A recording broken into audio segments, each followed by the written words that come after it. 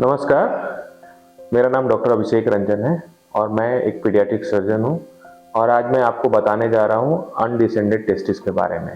Testicle जिसको बोलते हैं, जिसको आम चाल की भाषा में कॉडी बोलते हैं, वो स्क्रोटम में नहीं होना, मतलब वो ऊपर होना।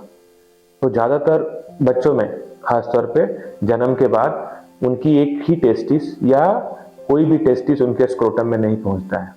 इसके अगर ऐसा कोई केस है या कोई पेरेंट्स को इस तरह पता चलता है कि उनके बच्चों का टेस्टिस उनके स्क्रोटम में नहीं दिख रहा है, तो क्या करना चाहिए? ज़्यादातर लोग परेशान हो जाते हैं कि क्या करना चाहिए, सही गाइडलाइन क्या है। पुराने गाइडलाइन थे, उसके हिसाब से अगर 1 साल के एज तक के बच्चों का अगर टेस्टिस उसके स्क्रोटम, मतलब स्क्रोटम बोलते हैं उसकी थैली में, अगर वो नहीं आती है तो उसके बाद सर्जरी करना जरूरी है। क्योंकि अगर सर्जरी नहीं करने से एक तो टेस्टिस का साइज छोटा रहने का डर रहेगा, दूसरा उसका साइज के अलावा उसमें ट्रॉमा होने का डर रहेगा, चोट लग सकता है, तीसरा उसकी फर्टिलिटी भी कम होगी। तो ये बहुत सारे रीजन हैं जिसके चलते हमको टेस्टिस को उसके स्क्रोटम, जिसका उसका मूल स्थान है, जैसे कि उसका जो जगह है वहां पे लाना जरूरी है।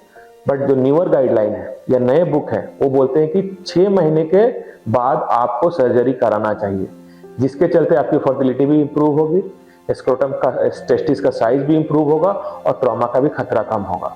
तो आप 6 महीने के बाद अपने नजदीकी कोई पीडियाट्रिक सर्जन से मिलिए, वो सर्जरी करके उसके अपने स्थान पे लाएगा, उसका टेस्टिस का साइज भी बढ़ेगा और कॉस्मेटिक अपीयरेंस भी अच्छा होगा। Thank you.